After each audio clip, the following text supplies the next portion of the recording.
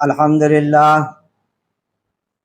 अल्हम्दुलिल्लाहि नहमदुहु व नस्तईनुहु व नस्तगफिरुहु व नुमिनु बिही व नतवक्कलु अलैहि व नऊज़ु बिल्लाहि मिन शुरूरि अनफुसिना व मिन सय्यिआति अमालिना मन यहदिहिल्लाहु फला मुज़िल्ल लहु व मन युज़लिलहु फला हादिय लहु व अशहदु अल्ला इलाहा इल्लल्लाहु व अशहदु अन्ना मुहम्मदन अब्दुहु व रसूलुहु। अम्मा बाद, अऊज़ु बिल्लाहि मिनश शैतानिर रजीम, बिस्मिल्लाहिर रहमानिर रहीम। वल्लज़ीना इज़ा अनफ़क़ू लम युशरिफ़ू व लम यक़्तुरू व काना बैना ज़ालिका क़वामा वल्लज़ीना ला यदऊना मअल्लाहि इलाहन आखर व ला यक़्तुलूना अन-नफ़्सल्लती हर्रमल्लाहु इल्ला बिल-हक़्क़ वला यक़्तुलूना अन-नफ़्सल्लती हर्रमल्लाहु इल्ला बिल-हक़्क़ि वला यज़्नून वमन यफ़अल ज़ालिका यल्क़ा असामा। सदक़ल्लाहुल अज़ीम। रब्बिश्रह ली सदरी व यस्सिर ली अमरी वहलुल उक़दतम मिन लिसानी यफ़क़हू क़ौली। मोहतरम बुजुर्ग हज़रात और नौजवान भाइयों, अस्सलामु अलैकुम व रहमतुल्लाहि व बरकातुहू।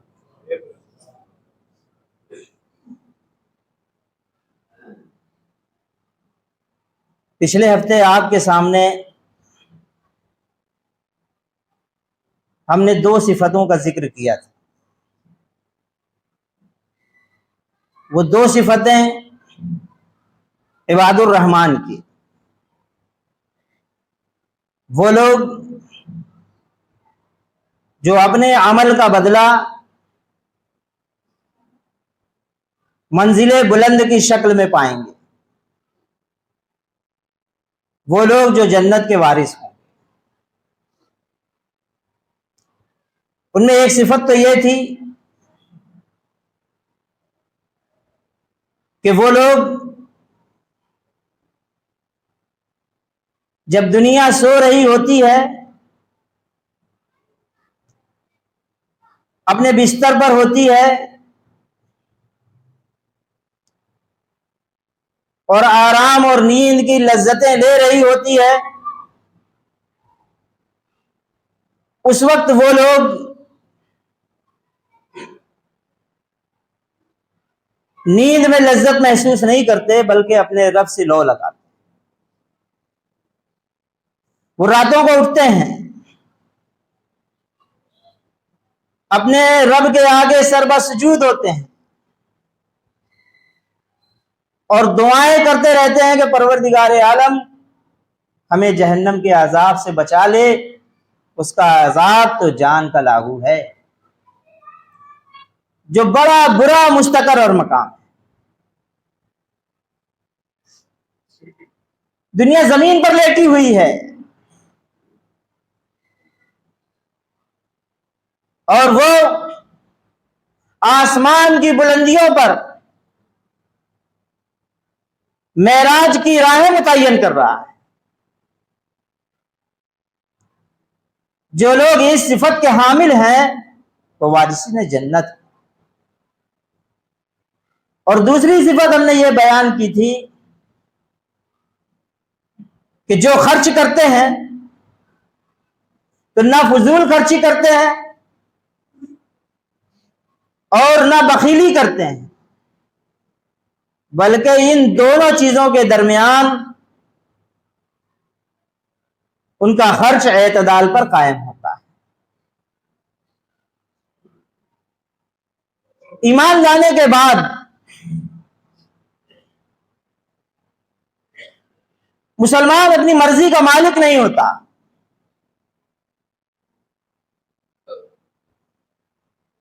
जिस जात को उसने रब्बे कायनात तस्लीम कर लिया, उस कायनात के मालिक के हुक्म का पाबंद हो जाता।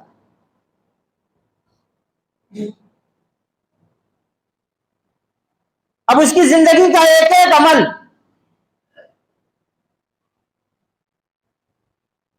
अल्लाह रब्बुल आलमीन के हुक्म के मुताबिक होना चाहिए। और जो रिस्क उसे दुनिया में दिया गया है उस पर भी अल्लाह तबारक व तआला का शुक्र बजा लाना चाहिए कि वो अल्लाह का है। इसीलिए अल्लाह ताला एक मोमिन के ऊपर ये पाबंदी लगाता है कि तुम अपनी मर्जी से अपनी दौलत खर्च नहीं कर सकते, बल्कि जहां रब्बे कायनात का हुक्म है वहां पर दौलत खर्च करो।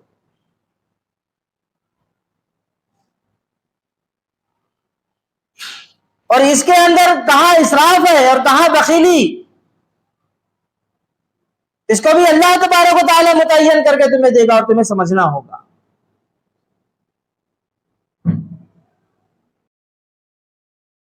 फजूल खर्ची मुसलमानों का नजरिया नहीं हो सकता, लेकिन आज क्या कीजिए कि पूरी उम्मत के अंदर अलग अलग त्योहारों के नाम पर, शादी ब्याह के काम पर, अपनी नफ्सियात की ख्वाहिश पूरी करने पर, बिरादरी के अंदर नाक ऊंची दिखाने पर दौलत का बेतहासा इसराफ होता है। गिनाने की जरूरत नहीं है, ये चीजें चश्मे कुशा हैं। दूसरे नजरियात, दूसरे निजाम हाय जिंदगी इस बात पर कोई कदगन नहीं लगाते, कोई टिप्पणी नहीं करते कि तुम दौलत कहां से कमाते हो और कहां खर्च करते हो। लेकिन अल्लाह तबारक व तआला एक मुसलमान को पाबंद करता है कि वो दौलत कैसे कमाएगा और कहां से कमाएगा, किस जराए से कमाएगा और उसके पीछे किन किन लवाजमात की पाबंदी करेगा, और फिर वो खर्च कहां करेगा। अब इसी से जुड़ी हुई सिफत जो आयत हमने आपके सामने तिलावत की, वो क्या है?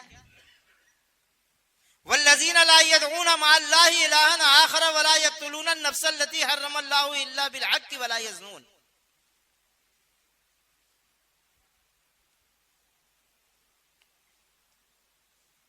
कि वो इबादुर रहमान, अल्लाह के असल बंदे, वारिसीन जन्नत की सिफतों में से एक सिफत यह भी है कि वो अल्लाह के अलावा किसी और को नहीं पुकारते और किसी को नाहक कत्ल नहीं करते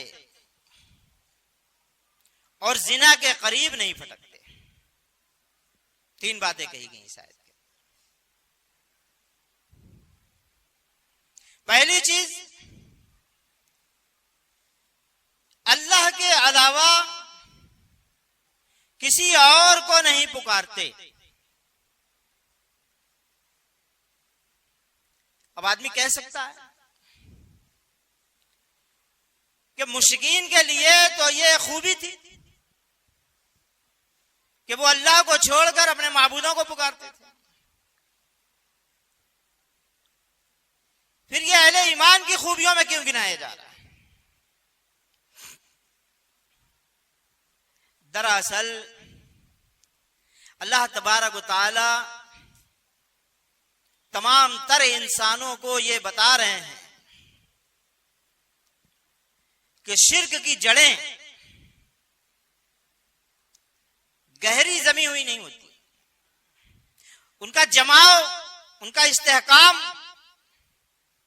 दिलों के अंदर मौजूद नहीं होता। वो सतही तौर से बस ऊपर ही ऊपर दिखाई पड़ता है और उससे धोखा भी होता है कि लोग जंगलात में खुदरू पौधों को देखकर कड़वे और कसीले फल लाने वाले दरख्तों को देखकर ये समझते हैं कि दुनिया में यही कुछ है, लेकिन उनके अंदर कोई सबात और कोई जमाव नहीं होता। वो इतना बूदा होता है, इतना बोदा होता है कि वो एक बच्चा भी उसे उखाड़ कर फेंक दे।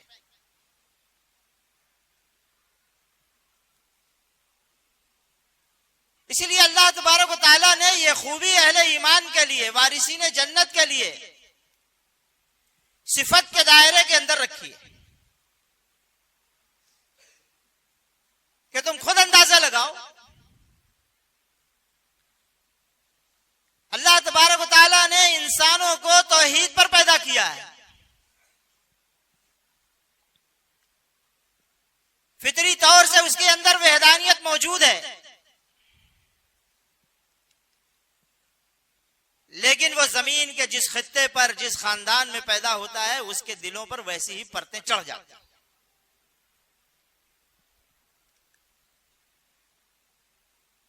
बस इसको जरा खुरस देने की, ताकत से खुरस देने की जरूरत है।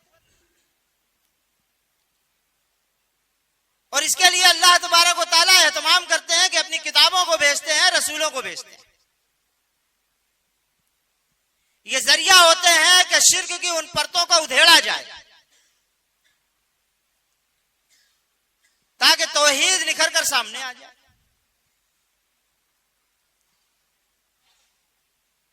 इसकी मिसाल हमें मिलती है। अरबों के अंदर मुतअद्दिद वाक़यात ऐसे रोनुमा हुए हैं जिससे बात अच्छी तरह वाज़ह हो जाती है कि शिर्क के मानने वालों के अंदर भी उसकी जड़ें मुस्तहकम नहीं होती। अबरहा का वाक़या मशहूर वाक़या है। वो काबे को ढाने की गरज से निकला।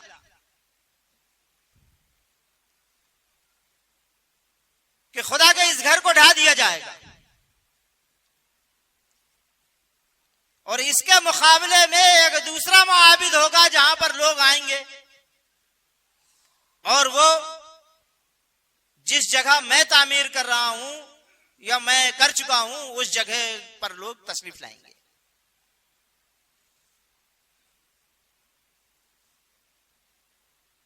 जब वो वहां से चला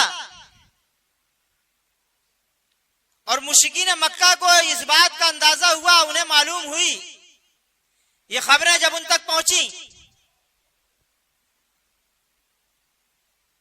तो अरब का बच्चा बच्चा ये बात को जान लिया और समझ लिया कि हरम के अंदर रखे हुए ये 365 बुत हरम को नहीं बचा सकते।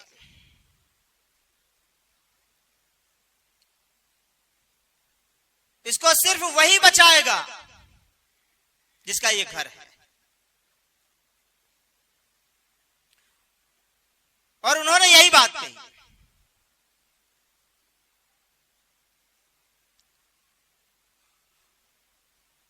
बाकायदा अबरहा से कह दिया कि हमारे जानवर हमारे हवाले करो, और वो जिसका घर है वो तुमसे निपट लेगा। रास्ते में आते वक्त जब अबरहा ताइफ से गुजर रहा था, ये याद, इसकी खलिश मुशरिकीन मक्का के अंदर, कुरैश के अंदर, अरबों के अंदर बहुत रोज तक बाकी रही। कि जब वो ताइफ के रास्ते गुजर रहा था तो वहां के सरदारों ने यह समझा कि कहीं ऐसा ना हो कि अबरहा हमारे ये लात नाम के बुत को भी ढा दे, इसको भी गिरा दे। इसलिए उन्होंने एक काम किया कि एक रहनुमा उसके हवाले कर दिया और कहा कि जिस काबे को तुम ढाने निकले वो यहां नहीं है, वो मक्के में है, और रास्ता बताने के लिए हमारा एक ये रहनुमा मौजूद है जो तुम्हें आसान और करीब के रास्ते से मक्का पहुंचा देगा। इस खिदमत के लिए एक रहनुमा पेश कर दिया। लेकिन हम जानते हैं कि जब वो हरम के करीब पहुंचा तो अल्लाह तबारक व तआला ने मामूली चिड़ियों से छोटे छोटे कंकरों के साथ उस हाथी वाले लश्कर का कीमा बनाकर रख दिया। अल्लाह ताला ने कहा हमने उसको माकूल कर दिया, ऐसा कर दिया जैसे जानवरों का चबाया हुआ खाया हुआ भूसा, यह हाल कर दिया।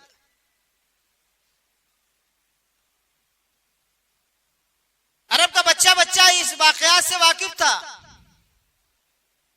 बहुत दिनों तक लोगों ने बुतों की परस्तिश बंद कर दी थी, उनको पुकारना छोड़ दिया था। और जब वो ताइफ का सरदार मरा तो मुशरिकीन मक्का और कुरैश के लोग और अरबों के लोग जब उस रास्ते से गुजरते थे और उसकी मजार जब वहां पड़ती थी तो उस मजार के ऊपर वो संगबारी करते थे, उस पर लानत भेजते थे। ये याद मुद्दतों तक उनके दिल को सताती रही और मुद्दतों तक वो तौहीद पर कायम थे। फिर जैसी कुछ इज्जत अपने माबूदों के ताल्लुक से उन अरबों के अंदर मौजूद थी, मुतअद्दिद वाक़यात उस तरह के भी मिलते हैं। उनमें से एक वाक़या है कि एक साहब थे, उनके बाप का कत्ल हो चुका था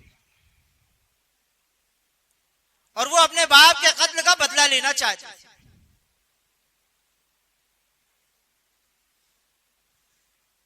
तो उन्होंने कहा कि इस अमल को करने से पहले फाल निकाल ली जाए। वो एक बुत के आगे पहुंचे, जुल्खलासा नाम का वो बुत था। उनके पुरोहितों को, उनके मुजावरों को जो नजरों न्याज देना थी उन्होंने दिया और फाल निकलवाया। अब फाल में यह बात निकली कि तुम्हें यह अमल नहीं करना चाहिए। वो शख्स तेज में आ गया और लानत भेजते हुए उस माबूद से कहने लगा कि किस कदर झूठी बात तू कहता है।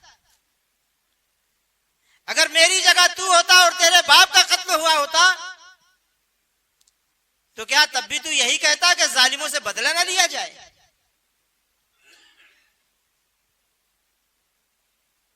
ऐसी इज्जत थी उनको अपने माबूदों से, ऐसा लगा। एक साहब और वो ऊंट का रेवड़ लिए हुए एक साध नामी बुत के पास पहुंचे बरकत हासिल करने के लिए। वो बड़ा लंबा दड़ंगा बुत था।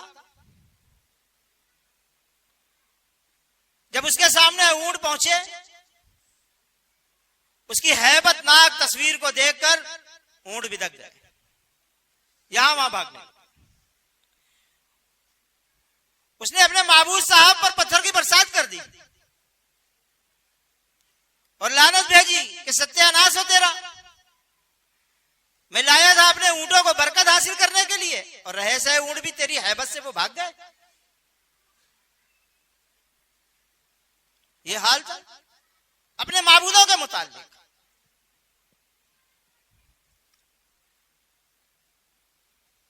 एक साहब और है, ईमान लाने के बाद मस्जिद नबी में बैठे हुए हैं।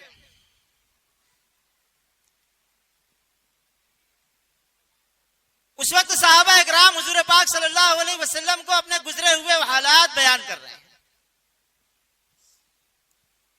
कि जब वो लोग जाहिलियत में थे, मुशरिक थे, ईमान नहीं लाए थे, तो वो कैसे कैसे अमल कर गुजरते थे। एक साहब बयान करने लगे कि साहब एक दफा हम लोग सफर पर थे और मेरी आदत थी कि जब तक मैं अपने खुदा की परस्तिश ना कर लूं, उसकी पूजा पद्धति ना कर लूं, उसकी इबादत ना कर लूं, मैं खाना नहीं खाता था। इस वजह से मैं अपने खुदा को हर वक्त अपने साथ रखता था, झोले में डालकर रखता था। मेरा खुदा मेरे साथ साथ होता था। एक दफा सफर पर मैं अपने खुदा को साथ लाना भूल गया और खाना खाने का वक्त हुआ तो मैं उस थैले के अंदर, उस झोले के अंदर अपने खुदा को ढूंढने लगा। खुदा गायब, खुदा मिल ही नहीं रहा है, भूला है घर पर। अब खाना कैसे खाएं? पैदाइशी तौर से ये आदत थी, माँ बाप ने ये आदत पकड़ा दी थी। जिस खानदान और जिस कबीले और जिस घर में पैदा हुए थे, वहां का रस्म रिवाज ही यही था कि जब तक अपने खुदा की बंदगी ना कर लो, खाना ना खाओ। अब खाना कैसे खाएं? खाने के लिए सतुआ था। अल्लाह के रसूल सल्लल्लाहु अलैहि वसल्लम, हमने सतुआ निकाला और उसको गूंदा अच्छी तरह, और अपने खुदा की तस्वीर को अपने तस्वुर में लाते हुए उसकी मूरत को वैसी ही बना दिया, सतुए से बना दिया। और जब वो बुत, सतुए का बुत जब बनकर तैयार हो गया, तो हमने उसकी परस्तिश की, उसकी इबादत की। लेकिन जब वो बुत बन गया और उसकी परस्तिश की, खाने को कुछ न था, अब खाएं क्या? तो अल्लाह के रसूल सल्लल्लाहु अलैहि वसल्लम जब पेट में आग लगी, भूख की शिद्दत ने परेशान किया, तो अपने खुदा को घोल कर हम उसी को पी गए। ये हालत थी हमारे खुदा की। लोग हंसने लगे, लेकिन बयान करने वाला शख्स रोने लगा और उसने कहा कि अल्लाह के रसूल सल्लल्लाहु अलैहि वसल्लम, अगर आप ना आए होते तो हम लोग कहां पड़े होते।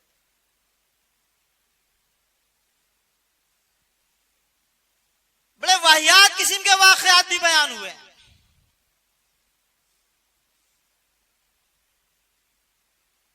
दो बुतों के मुताल्लिक भी वाकयात बयान हुआ है जो सफा और मरवा पे रखे हुए थे, असाफ और नाइला। उनके मुताल्लिक ये बात पूरे अरब के अंदर मशहूर थी कि ये दोनों बुत मर्द और औरत थे। इन्होंने हरम के अंदर जिना किया, अल्लाह ताला के अताब ने इन्हें पत्थर बना दिया। ऐसे कुछ वाकयात जिन खुदाओं के मुताल्लिक बयान हुए हों, उसकी अकीदत दिलों में कितनी देर रह सकती है, आप अंदाजा लगा सकते हैं, आप समझ सकते हैं।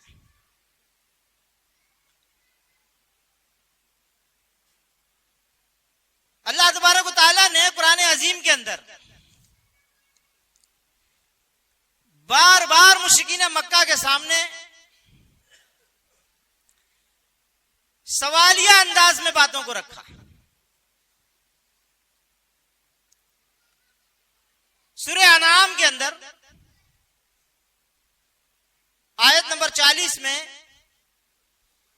अल्लाह तबारक व तआला ने इरशाद फरमाया कि कुल अरायतुकुम इन आताकुम अज़ाब अल्लाहि औ अतकुम साअतु गैर अल्लाहि तदून।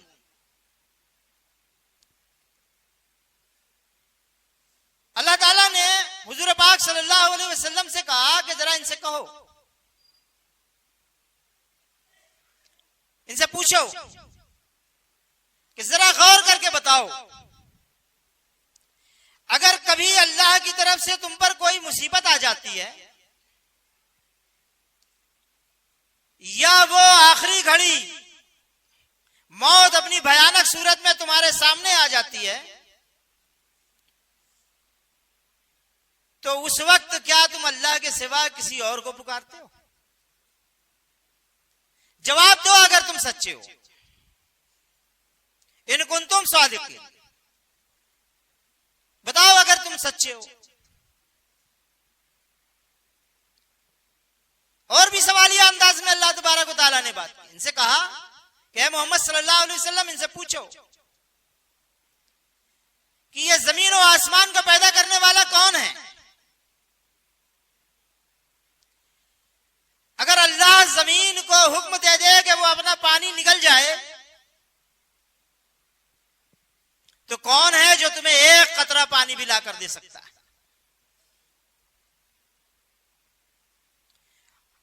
ऐ मोहम्मद सल्लल्लाहु अलैहि वसल्लम, इनसे पूछो कि तुम्हारा पैदा करने वाला कौन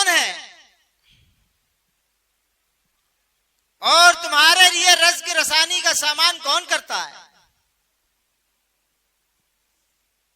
और तुम्हें फिर मौत कौन देता है, और तुम किसके सामने हाजिर किए जाओगे। उनकी जबानें गूंग रही थी। इन सवालों के कोई जवाब मुश्रिकीन के पास नहीं होते। जब ऐसे सवाल मुश्रिकीन के सामने रखे जाते हैं तो बड़ा से बड़ा मुशरिक, बड़ा से बड़ा दहरिया सुस्तर रह जाता है। वक्त चूंकि पूरा हो चुका है, बल्कि ज्यादा हो चुका है, और हम अपनी बात को यहीं पर रोक देते हैं, और इंशाअल्लाह इसी के आगे से अगले हफ्ते में आपके सामने बात रखेंगे। रब्बना तकब्बल मिन्ना इन्नका अंतस समीउल अलीम व तुब अलैना इन्नका अंतत तव्वाबुर रहीम व आखिरु दावाना अनिल हम्दुलिल्लाहि रब्बिल आलमीन।